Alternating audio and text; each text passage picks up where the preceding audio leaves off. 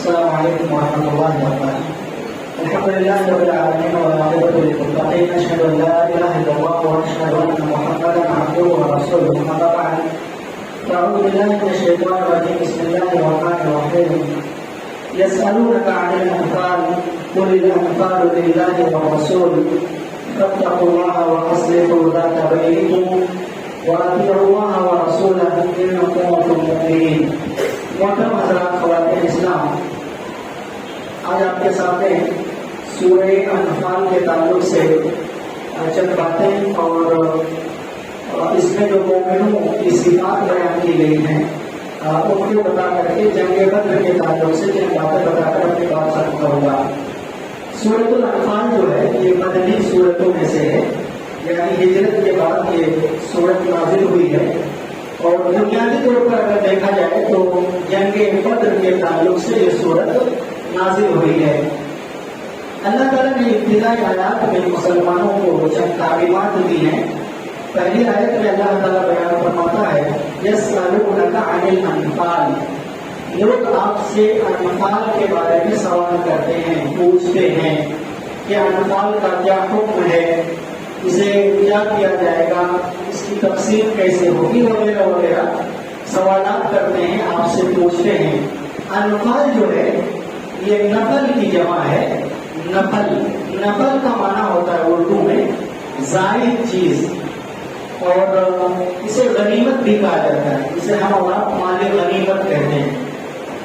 اسے زائد یا مال غنیمت کیوں کہا جاتا ہے، اس کی دو وجہ مفسرین نے بیان کی ہے۔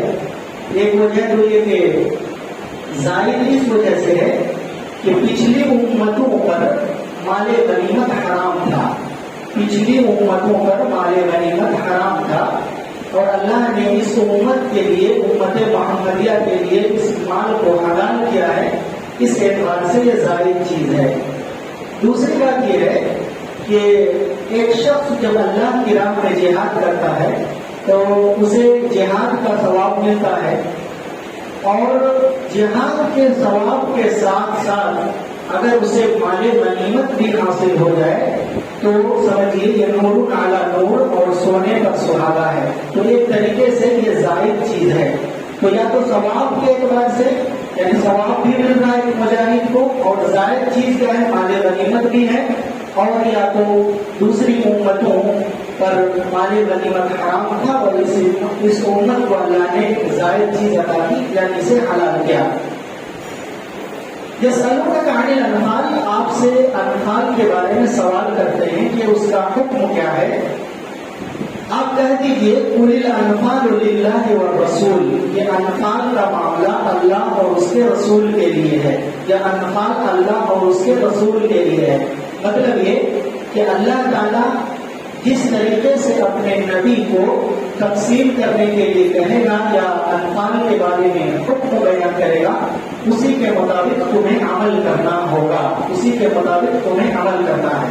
یعنی اس کا معاملہ اللہ اور اس کے رسول کے اوپر ہے۔ فاتقوا اللہ واصلحوا ذات بینکم، تم لوگ اللہ سے ڈرو اور اپنے درمیان کے تعلقات کی اصلاح کرو، اور اپنے درمیان کے تعلقات کی اصلاح کرو۔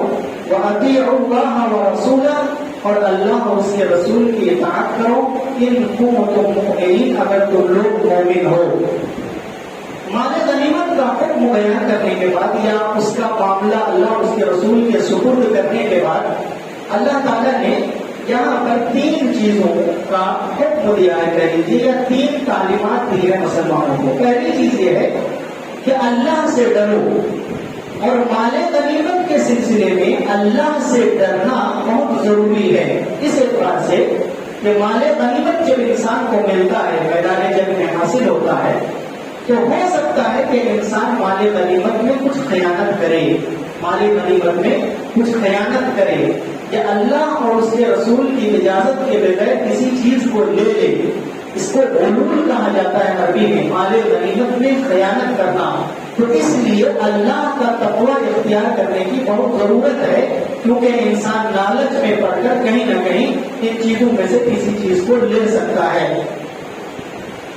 وَأَصْلِحُوا ذَاتَ بَيْنِكُمْ، اور اپنے درمیان تعلقات کی اصلاح کرو۔ اس کا حکم اس لیے دیا گیا کہ مال غنیمت کے سلسلے میں صحابہ میں آپس میں کچھ اختلاف ہو گیا تھا، سمجھ لیجیے جھگڑے ہو گئے تھے صحابہ میں۔ جب مال غنیمت جنگ بدر میں حاصل ہوا تو کچھ نہ کچھ اختلافات ہو گئے، تو اللہ تعالیٰ نے کہا کہ ان اختلافات کو دور کرو اور تمہارے تعلقات آپس میں اچھے ہونے چاہیے، تمہارے تعلقات کی اصلاح کیا کرو۔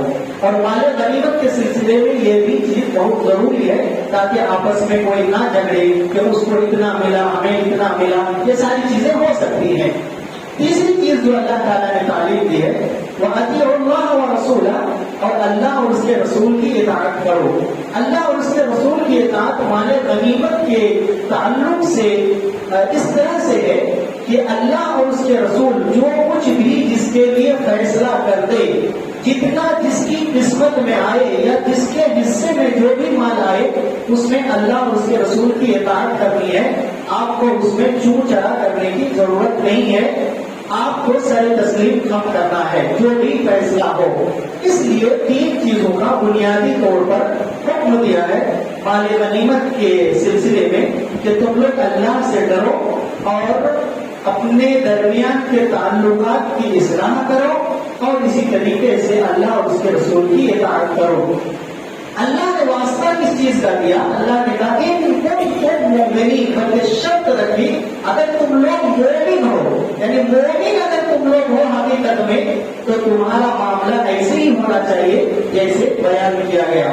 اس کے بعد اللہ تعالیٰ نے مومنوں کی چند صفات کا ذکر کرتے ہوئے فرمایا انما المؤمنون الذين اذا ذكر الله وجلت قلوبهم واذا تليت عليهم آياته زادتهم ایمانا وعلى ربهم يتوکلون۔ کہا حقیقت میں مومن وہ لوگ ہوتے ہیں کہ جب اللہ کا ذکر کیا جاتا ہے تو ان کے دل دہل جاتے ہیں۔ پہلی صفت اللہ نے کیا بیان کیا کہ اللہ کا جب ذکر ہوتا ہے تو ان کے دل دہل جاتے ہیں۔ مطلب یہ کہ جب اللہ تعالیٰ کے سلسلے میں بیان کیا جاتا ہے، جنت جہنم کا تذکرہ کیا جاتا ہے، اللہ رب العزت کی نصیحتیں بیان کی جاتی ہیں یا کہہ لیجیے کہ نصیحت کی جاتی ہے، تو ایسی صورت میں ایک مومن کا دل جو ہے نا پسیجنے لگتا ہے، ایک مومن کا دل دہلنے لگتا ہے اور خوف اس کے دل میں طاری ہو جایا کرتا ہے۔ وَإِذَا تُلِيَتْ عَلَيْهِمْ آيَاتُهُ زَادَتْهُمْ ایمانا، اور جو اللہ کی آیتوں کی ان پر تلاوت کی جاتی ہے تو ان کے ایمان میں آیتیں زیادتی کرتی ہیں، اضافہ کرتی ہیں۔ مطلب یہ کہ جب قرآن کریم کی تلاوت مومنوں پر کی جاتی ہے، مطلب یہ کہ مومنوں کو جب قرآن سنایا جاتا ہے تو مومنوں کے ایمان میں اضافہ ہوتا ہے۔ جب ہم اور آپ قرآن کو سمجھیں گے، قرآن مجید کا معنی اور مفہوم سمجھیں گے، اس پر تدبر کریں گے، غور کریں گے، تو جب کسی آیت کی تلاوت ہوگی نا تو ہمارے ایمان میں اضافہ ہوگا۔ ایمان میں اضافہ اس طرح سے بھی ہو سکتا ہے کہ اللہ کی آیتوں کی جب تلاوت کی جائے گی تو اس میں جو عمل کرنے والی آیتیں ہیں انسان اس پر عمل کرے گا، جب عمل کرے گا تو عمل کرنے کی وجہ سے ایمان میں اضافہ ہوگا۔ جیسا کہ ایمان کی تعریف میں اہل علم اس کو جانتے ہیں، الایمان یزید بالطاعۃ وینقص بالمعصیہ۔ ایمان جو ہے بڑھتا ہے اطاعت کے ذریعے سے، ایمان اطاعت فرما برداری کے ذریعے سے بڑھتا ہے اور معصیت کے ذریعے سے گھٹتا ہے۔ تو اللہ تعالیٰ نے یہاں کہا کہ قرآن مجید کی تلاوت ہوتی ہے تو ایمان بڑھتا ہے، اور یہ اکثر علماء کا، محققین کا، امام بخاری سے لے کر بڑے بڑے محدثین کا یہ عقیدہ ہے کہ ایمان گھٹتا اور بڑھتا ہے، اسی لیے ایمان کی تعریف میں اس چیز کا اضافہ کیا جاتا ہے، الایمان یزید بالطاعۃ وینقص بالمعصیہ۔ تیسری صفت جو اللہ نے بیان کی وَعَلَىٰ رَبِّهِمْ يَتَوَكَّلُونَ، کہ وہ لوگ اللہ پر بھروسہ کرتے ہیں، توکل کرتے ہیں۔ اور توکل آپ کو معلوم ہے کہ اسباب کو اپناتے ہوئے انسان اللہ پر بھروسہ کرے، اسباب پر بھروسہ نہ کرے لیکن اللہ پر بھروسہ کرے۔ لیکن ایسا نہیں ہے کہ انسان کو اسباب نہیں اپنانا ہے، بلکہ اسباب کو اپنانا ہے اور اللہ پر بھروسہ کرنا ہے۔ اس کے بعد اللہ رب العزت نے کہا الذین یقیمون الصلاۃ، جو لوگ نماز کو قائم کرتے ہیں، ومما رزقناہم ینفقون، اور جو ہم نے ان کو روزی عطا کی ہے اس میں سے خرچ کرتے ہیں، یعنی زکات دیتے ہیں، صدقات دیتے ہیں، اور خیرات کیا کرتے ہیں. وہ یہ 3 صفات یہاں پر اللہ رب العزت نے بلکہ 4 صفات اللہ رب العزت نے بیان کی اس آیت میں. اس کے بعد اللہ رب العزت نے کہا اولئک هم المؤمنون حقا. اللہ نے سرٹیفکیٹ دے دیا, کہہ لیجیے سند دے دیا کہ یہ صفات اگر کسی کے اندر پائی جائیں گی, یہ خوبیاں اگر کسی کے اندر پائی جائیں گی تو وہ لوگ حقیقت میں مومن ہیں. ایمان لانے والے تو بہت سارے لوگ ہوں گے, لیکن جو ان خوبیوں کو اپنائے گا وہ حقیقی مومن ہیں. اور اللہ رب العزت نے پھر ان کا انعام ذکر کیا, لہم درجات عند ربہم ومغفرۃ ورزق کریم, کہ ان کے درجات ہوں گے اللہ کے نزدیک, مقام اور مرتبے ہوں گے, اور اللہ تعالیٰ کی طرف سے بخشش ملے گی, اور ان کو عمدہ اور کریم اللہ تعالیٰ روزی عطا کرے گا یا روزی ملے گی. یہ جو 2-3 آیتیں ہیں جس میں اللہ تبارک و تعالیٰ نے مومنوں کو چند تعلیم دی ہیں, اور اس کے بعد مومنوں کی کچھ صفات کو بیان کیا ہے, ہمیں اور آپ کو ان صفات کو اپنانے کی ضرورت ہے. اللہ ہمیں ان صفات کو اپنانے کی توفیق عطا فرمائے. اس کے بعد اللہ رب العزت نے اس سورت کے اندر غزوہ بدر کے تعلق سے بڑی تفصیل سے بحث کیا ہے. سورہ انفال میں بڑی تفصیل سے اللہ رب العزت نے بیچ بیچ میں چند آیتیں دوسری بھی ہیں, لیکن تفصیل کے ساتھ اللہ رب العزت نے غزوہ بدر کا ذکر کیا ہے. غزوہ بدر کی بڑی فضیلت ہے. غزوہ بدر چونکہ اسلام کی پہلی سب سے بڑی جنگ تھی جو رمضان المبارک کے مہینے میں 17 رمضان المبارک کو سن 2 ہجری میں لڑی گئی تھی, اور یہ کہہ لیجیے اسلام اور کفر کے درمیان ایک فیصلہ کن جنگ تھی. اسلام اور کفر کے درمیان یہ فیصلہ کن جنگ تھی, اور اسے اسی لیے بڑی جنگ کہا جاتا ہے, کہہ لیجیے, یا معرکہ کبریٰ کہا جاتا ہے. مسلمانوں کی تعداد جو ہے اس میں 313 یا 314 یا 317 تینوں طرح کے اقوال ہیں, اتنی تعداد تھی, یعنی 313 سے 17 کے درمیان تعداد نہیں ہوگی. آج کل محققین یہ بتاتے ہیں کہ 317 تعداد تھی, یہ زیادہ راجح ہے, لیکن مشہور زیادہ 313 ہے. کافروں کی جو تعداد ہے تقریباً 1000 تھی, کافروں کی تقریباً 1000 تھی. اور معلوم ہے آپ کو کہ اللہ کے رسول صلی اللہ علیہ وسلم اور صحابہ کرام جو کہ اصل نکلے تھے ابو سفیان کے قافلے کو حاصل کرنے کے لیے, یا جو تجارتی قافلہ تھا ابو سفیان کے ساتھ ملک شام سے واپس ہو رہا تھا, اسے اصل لوٹنے کے لیے کہہ لیجیے, یا لوٹنا لفظ اگر اچھا نہیں لگتا تو کہہ لیجیے ان کی اس قافلے میں جو کچھ اسباب تھے, سامان تھے, مال و دولت تھے, اسے لینے کے لیے جا رہے تھے. اور یہ اس لیے جائز تھا کہ مسلمانوں کے ساتھ مکے میں ان لوگوں نے جو سلوک کیا تھا, ان کو گھر بار سے بھگایا تھا, ان کی زمینیں ساری چیزوں کو چھوڑ کر کے مسلمان آئے تھے. اس لیے ایسا نہیں کہ ناجائز کام کرنے کے لیے جا رہے تھے, بلکہ ایک حساب سے بدلہ لینے کے لیے جا رہے تھے. لیکن ہوا ہے کہ اللہ کی طرف سے جنگ مقدر ہو گئی, اللہ کی طرف سے جنگ مقدر ہو گئی, کیونکہ اللہ یہ چاہ رہا تھا کہ احقاق حق ہو اور ابطال باطل ہو. مطلب کیا؟ مطلب یہ کہ اللہ چاہ رہا تھا کہ حق کو ثابت کر دے اور باطل کے سر کو اللہ تعالیٰ جھکا دے. اللہ یہ چاہ رہا تھا, یا باطل کی جڑ کو اللہ تعالیٰ کاٹنا چاہ رہا تھا, اور یہ جنگ کے ذریعے ہی ہو سکتا تھا, کیونکہ قافلہ کو لوٹنے سے یہ چیز حاصل نہیں ہو سکتی تھی. کل ملا کر کے خلاصہ یہ ہے کہ جنگ ہی پیش آئی, اور اللہ کے رسول صلی اللہ علیہ وسلم نے اللہ کے رسول صلی اللہ علیہ وسلم سے بڑی دعائیں کی, کریا وزاری کی, جس کو اس صورت میں اللہ رب العزت نے اس تستغیثون ربکم فاستجاب لکم انی ممدکم بألف من الملائکۃ مردفین والی آیت میں بیان کیا ہے. اور اللہ کے رسول صلی اللہ علیہ وسلم نے کہا تھا کہ اللہم ان تہلک هذه العصابہ لا تعبد. اللہ کے رسول صلی اللہ علیہ وسلم نے دعا کرتے ہوئے کہا تھا, اللہ اگر یہ چھوٹی سی جماعت آج مسلمانوں کی ہلاک ہو جائے گی تو پھر تیری عبادت نہیں کی جائے گی, تیری عبادت نہیں کی جائے گی, مطلب مسلمان باقی نہیں رہیں گے. اور آگے دعا کرتے ہوئے اللہ کے رسول نے کہا اللہم ان شئت لم تعبد بعد اليوم ابدا. اگر تو چاہتا ہے تو ہو سکتا ہے کہ تیری عبادت اس کے بعد نہ ہو. مطلب یہ کہ فیصلہ خود جنگ تھی, اور اسلام اور کفر کے درمیان کہیں یہ فیصلہ ہونے والا تھا, یا تو اسلام رہے گا یا تو کفر باقی رہے گا, دونوں میں سے کوئی ایک مضبوط ہوگا. اللہ تعالیٰ نے آپ صلی اللہ علیہ وسلم کی دعا کو قبول کیا اور اللہ نے یہ وعدہ کیا کہ میں 1000 فرشتوں کے ذریعے سے تمہاری مدد کروں گا. 1000 پے در پہ فرشتوں کے ساتھ میں تمہاری مدد کروں گا. چنانچہ اللہ تبارک و تعالیٰ نے یہ فرشتوں کے ذریعے سے مدد بھی کی اور فرشتوں نے بھی مسلمانوں کے ساتھ مل کر تابوت سے لڑا. اس بات کو جان لیجیے، یہ صرف نہیں کہ فرشتے آئے بلکہ فرشتوں نے بھی لڑائی کی، فرشتوں نے بھی جہاد کیا. اور اسی میں اللہ تبارک و تعالیٰ کی طرف سے ایک معجزہ بھی اللہ کے رسول کو عطا کیا گیا. اللہ کے رسول کو یہ حکم ہوگا کہ ایک مٹھی مٹی لو اور ایک مٹھی مٹی لے کر کے تمام کفار کی آنکھوں میں پھینکو. اللہ کے رسول صلی اللہ علیہ وسلم نے ایک مٹھی مٹی لی اور سمجھے تقریباً 1000 کفار ان کے درمیان پھینکا.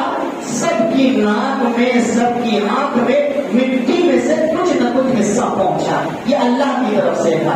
اسی لیے اللہ رب العزت نے اس چیز کے بارے میں اسی سورت کے اندر بیان کیا، وَمَا رَمَيْتَ إِذْ رَمَيْتَ وَلَكِنَّ اللَّهَ رَمَى. تم نے جو یہ مٹی پھینکی تھی نا، حقیقت میں تم نے نہیں پھینکی تھی، اللہ نے پھینکی تھی. یعنی تم نے تو پھینکی تھی، لیکن کیا ایک مٹھی مٹی میں یہ طاقت ہو سکتی ہے یا انسان کے بس میں ہے کہ 1000 تقریباً لوگوں کی آنکھوں میں اور ناک میں پہنچے؟ ایسا ممکن ہے؟ ممکن نہیں. آدھا کلو مٹی آپ 1000 لوگوں کو اس میں پھینک سکتے ہو؟ بات نہیں چلی. تو یہ اللہ کی طرف سے، اس لیے اللہ نے کہا حقیقت میں نے پھینکا ہے، تو نے نہیں پھینکا ہے. اگر لڑائی ہوئی اور اللہ رب العزت نے مسلمانوں کو اس جنگ میں فتح مبین عطا کیا، اسی لیے اللہ تبارک و تعالیٰ نے اس جنگ کو یوم الفرقان بھی کہا کہ یہ ایسی جنگ تھی جس میں حق و باطل کے درمیان فرق ہونا تھا، حق و باطل کے درمیان تمیز ہونا تھا. اور اللہ رب العزت نے بڑی مدد فرمائی، کفار کے دلوں میں رعب ڈال دیا اور بھی بہت ساری چیزیں تھی کہ کفار جو ہے نا مسلمانوں کو اپنے سے ڈبل دیکھ رہے تھے. کفار جو ہے نا مسلمانوں کو اپنے سے ڈبل دیکھ رہے تھے اور جس کی وجہ سے وہ اور ڈر گئے، جس کی وجہ سے اور ڈر گئے. مسلمان 313 سے 17 کے درمیان تھی، ان کی تعداد تھی اور کفار تقریباً 1000. اب کفار جو ہے نا لڑائی کے وقت مسلمانوں کو سمجھے 2000 دیکھ رہے تھے کہ جن لوگ ہیں اللہ کی طرف سے. یہ اللہ نے آنکھ دی ہے نا، اللہ چاہے تو ایک آنکھ سے ایک کو دکھائے اور چاہے تو ایک نہیں 10 کو دکھائے، لیکن ایک کو 10 کر کے دکھا دے. اللہ تعالیٰ ایسے دکھا سکتا ہے. خیر لڑائی ہوئی، مسلمانوں کو فتح ہوئی اور مسلمان کے 14 لوگ شہید ہوئے، 14 صحابہ شہید ہوئے، 6 مہاجرین میں سے اور 8 انصار میں سے. اور کفار کے 70 لوگ مارے گئے. 70 لوگوں میں ان کے بڑے بڑے سردار تھے جن میں عتبہ بن ربیعہ، شیبہ بن ربیعہ، ابو جہل، امیہ بن خلف، یہ سب بڑے بڑے جتنے سردار تھے ان لوگوں کو مار دیا گیا اور قتل کر دیے گئے اور ان کو قلیب بدر میں، یعنی بدر جو کنواں تھا اس میں سب کو ڈال دیا گیا، ٹھوس دیا گیا پہلے. اور جو 70 لوگ قیدی بھی بنائے گئے. اللہ کے رسول صلی اللہ علیہ وسلم نے کچھ لوگوں کو فدیہ لے کر کے چھوڑا اور کچھ جو ان میں پڑھے لکھے لوگ تھے ان کو اس بات پر معمور کیا گیا کہ مدینے کے 10 بچوں کو پڑھنا لکھنا سکھا دو تب ان کو چھوڑ دیا جائے گا. چنانچہ 10 بچوں کو ان لوگوں نے پڑھنا سکھایا. اس سے تعلیم کی اہمیت کا پتہ چلتا ہے. پھر اللہ کے رسول صلی اللہ علیہ وسلم نے ان کو چھوڑا. ادھر مکے میں شکست کی خبر ملی، ادھر مدینے میں فتح کی خوشخبری ملی اور اسی میں مال غنیمت نصیب ہوا تھا جس کے تعلق سے اللہ نے اس سورت کو نازل کیا. اس سال جو ہے نا سن 2 ہجری میں مسلمانوں کو بڑی خوشیاں ملی. سن 2 ہجری میں مسلمانوں کو بڑی خوشیاں ملی. پہلی چیز تو یہ کہ اس بڑی جنگ میں مسلمانوں کو جیت ملی اور اسی سال رمضان المبارک کا روزہ بھی فرض ہوا تھا. اسی سال رمضان المبارک کا روزہ فرض ہوا تھا. 17 رمضان کو یہ جنگ لڑی گئی تھی اور اسی سال عید کی بھی فرضیت ہوئی. فرضیت کہہ لیجیے یا مشروعیت ہوئی. عید بھی اللہ رب العزت نے مشروع کیا جس میں خوشی ہی خوشی. اور اسی طریقے سے صدقہ فطر کو بھی اللہ تعالیٰ نے فرض کیا اور اسی طرح زکوٰۃ کو بھی فرض کیا تاکہ وہ سماج اور وہ معاشرہ جس میں فقیر، فقراء، مساکین، مہاجر لوگ ہیں ان کے ساتھ بھی ہمدردی کا معاملہ کیا جا سکے اور ان کا بھی تعاون کیا جا سکے. اس طرح سے بہت ساری چیزیں ہوئی اور آپ کو یہ معلوم ہے کہ اللہ تبارک و تعالیٰ نے اس جنگ میں لڑنے والوں کو بڑی فضیلت عطا کی.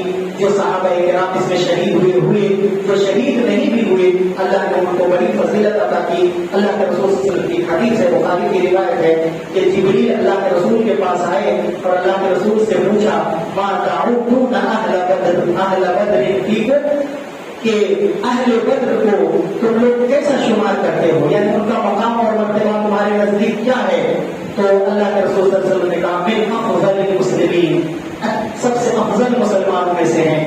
تو فرشتے نے کہا، جبریل نے کہا وَكَذَلِكَ مَنْ شَهِدَ بَدْرًا مِنَ الْمَلَائِكَةِ، اللہ کے رسول جو فرشتے جنگ بدر میں شریک ہوئے وہ فرشتے بھی تمام فرشتوں میں افضل ہیں، تمام فرشتوں میں وہ فرشتے بھی افضل ہیں. اسی طرح آپ کو ایک بات بھی معلوم ہے کہ جس نے بھی اس جنگ میں شرکت کی اللہ تعالیٰ نے ان کو اور ان کے ساتھ فردوس اعلیٰ کا وعدہ کیا ہے، وہ جنت الفردوس میں داخل ہوگا. بخاری کی ایک روایت ہے، میں اس کو چھوڑ رہا ہوں. اسی طریقے سے یہ بات بھی معلوم ہے کہ جو بھی اس جنگ میں شریک ہوئے اللہ نے سب کو معاف کر دیا، جیسا کہ مشہور حدیث ہے مستد احمد وغیرہ کی، ان اللہ تعالیٰ علی اہل بدر فقالوا اعملوا ما شئتم فقد غفرت لكم، جو چاہو وہ کرو، اللہ نے تمہیں معاف کر دیا، میں نے تمہیں معاف کر دیا ہے. اور اسی طریقے سے اس جنگ کے تعلق سے اللہ تعالیٰ نے بہت ساری فضیلتیں اور بہت ساری چیزیں اللہ کے رسول صلی اللہ علیہ وسلم نے بیان کی ہیں. اس جنگ سے ہمیں اور آپ کو جو نصیحت لینی ہے وہ یہ کہ اللہ تعالیٰ پر ہمیں ہمیشہ بھروسہ ہونا چاہیے.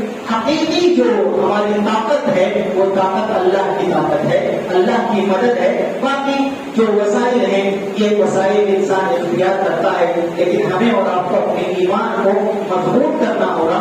اگر دنیا میں عزت چاہیے، کامیابی چاہیے، کامرانی چاہیے، سرفرازی چاہیے، اور اسی طریقے سے ہمیں اور آپ کو یہ بھی معلوم ہوتا ہے کہ صحابہ کرام رضوان اللہ علیہ اجمعین کی اتنی فضیلت تھی کہ وہ لوگ 1000 کے قریب لوگوں سے مقابلہ کے لیے تیار ہو گئے، جبکہ ان کے پاس کوئی خاص سامان نہیں تھا، نہتے تھے.